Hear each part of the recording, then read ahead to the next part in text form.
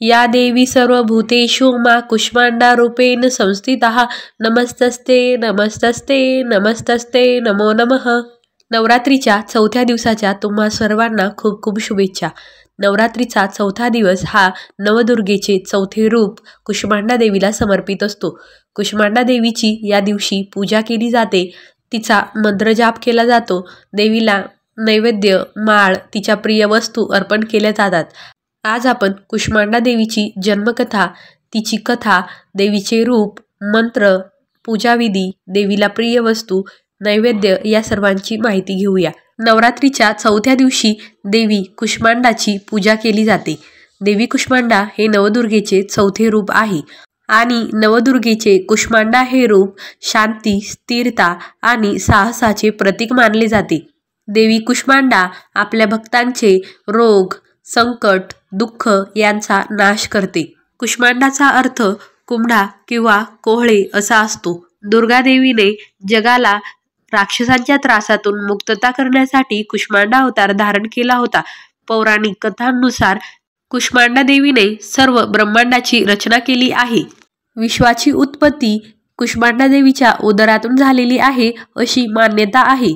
असे म्हणतात की कुष्मांडा देवीची पूजा करताना तिला जर कुंभा किंवा कोहळ्याची बळी दिली, म्हणजे ते फळ फोडले, तर देवी प्रसन्न होते। ब्रह्मांडाची उत्पत्ती आणि कुंभड्यासोबत जोडली गेल्यामुळे देवीचे नाव कुष्मांडा असे पडले। कुष्मांडा देवीला अष्टभुजाधारिणी असेही म्हणतात, कारण देवीच्या 8 भुजा आहे आणि देवीच्या हातांमध्ये धनुष, बाण, चक्र, गदा, कमळ, अमृत कलश आणि कमंडलू आहे आणि देवीने एका हातात सिद्धी आणि विद्यांची जपमाळा धारण केलेली आहे। कुष्मांडा देवीचे वाहन हे सिंह आहे। आता शारदीय नवरात्र 2025 मध्ये चतुर्थी तिथी कधी आहे ते बघूया।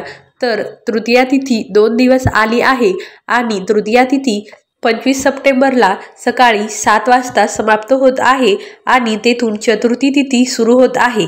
परंतु चतुर्थी तिथी ही 26 सप्टेंबर 2025 शुक्रवारी साजरी केली जाणार आहे आणि चतुर्थी तिथीची सुरुवात ही 25 सप्टेंबरला गुरुवारी सकाळी 7:06 सुरू होत आहे आणि तिची समाप्ती ही 26 सप्टेंबरला सकाळी 9:32 होत आहे।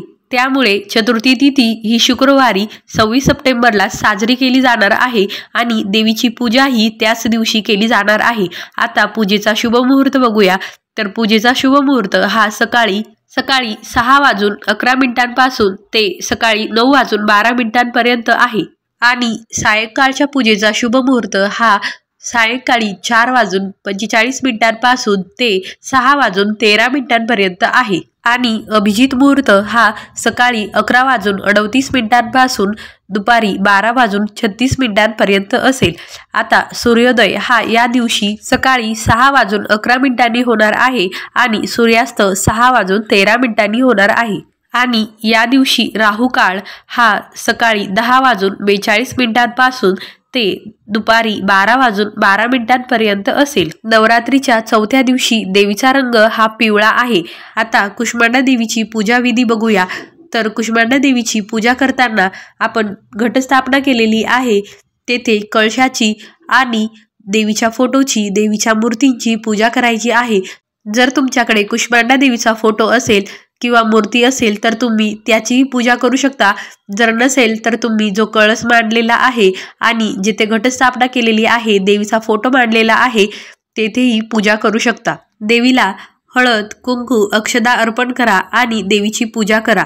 या दिवशी देवीला केशरी किंवा भगव्या रंगाची अबोली, तेरडा, अशोक या फुलांची माळ घालावी आणि या दिवशी देवीचा नैवेद्य हा मालपुवा आहे। नवरात्रीच्या चौथ्या दिवशी तुम्ही कुष्मांडा देवीला मालपुवाचा नैवेद्य अर्पण करू शकता किंवा पेठाचा नैवेद्य अर्पण करू शकता।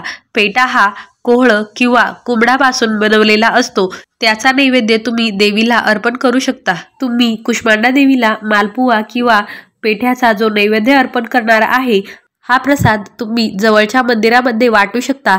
मंदिरांमध्ये हा प्रसाद वाटणे खूप शुभ मानले जाते आणि हा नैवेद्य देवीला अर्पण केल्याने देवीची पूजा करणाऱ्याच्या आणि व्रत करणाऱ्याच्या बुद्धीचा विकास होतो आणि निर्णय घेण्याची क्षमता वाढते। त्यानंतर धूप दीप लावून तुम्ही कुष्मांडा देवीची पूजा करावी, आरती करावी आणि देवीचा मंत्रजाप करावा। देवीचे मंत्र आहे ओम देवी कुष्मांडाय नमः। पुढचा मंत्र आहे ओम ए ह्री क्ली कुष्मांडाय नमः। आणि देवीचा पुढचा मंत्र आहे या देवी सर्वभूतेषु मा कुष्मांडा रूपेण संस्थितः नमस्तस्ते नमस्तस्ते नमस्तस्ते नमो नमः।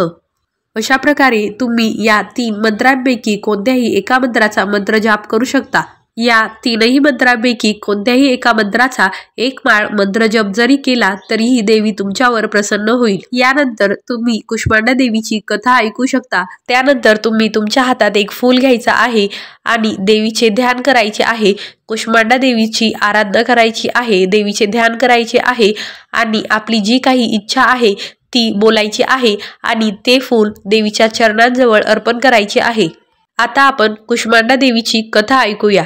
प्राचीन काळात त्रिदेवांनी सृष्टीच्या रचनेचं काम हाती घेतलं होतं। सृष्टीच्या रचनेचा संकल्प केला होता तेव्हा सर्व ब्रह्मांड अंधारात बुडालेलं होतं। सर्व ब्रह्मांडात संपूर्ण अंधार होता आणि काळोख होता। सर्व सृष्टी एकदम शांत होती।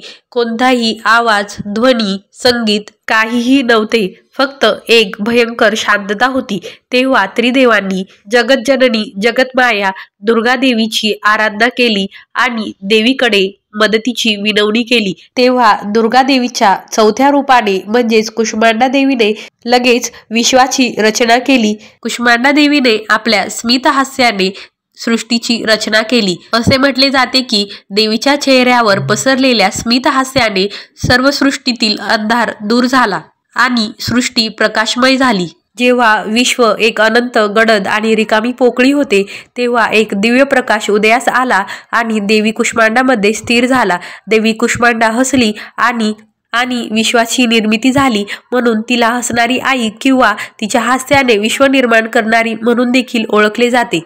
अशा प्रकारे देवीने आपल्या स्मित हास्याने विश्वाची रचना केल्यामुळे देवीला कुष्मांडा नावाने ओळखले जाते। अशा प्रकारे देवीचा महिमा हा अद्वितीय आहे आणि देवीचे निवासस्थान हे सूर्यलोक आहे। पौराणिक कथांनुसार देवी कुष्मांडा ही सूर्यलोकात निवास करते आणि देवीच्या चेहऱ्यावर जे हास्य आणि तेज आहे तेच सूर्याला प्रकाशमय करते। देवी सूर्यलोकाच्या आत आणि बाहेर प्रत्येक स्थानात निवास करते। देवीच्या चेहऱ्यावर जे हास्य आहे त्यामुळे समस्त विश्वाचे कल्याण होते। देवीने सूर्यासमान कांतिमय तेजाचं आवरण धारण केलेले आहे। हे तेज धारण करणे हे फक्त जगतजननी देवी कुष्मांडा देवीलाच शक्य आहे। कुष्मांडा देवी ही सर्व ऊर्जा आणि जीवनाचा स्रोत आहे आणि तिने सूर्याला देखील सशक्त करून विश्वात तेज निर्माण केले आहे। कुष्मांडा देवीला आदिशक्ती म्हटले जाते कारण तिने शून्यातून विश्वाची निर्मिती केलेली आहे।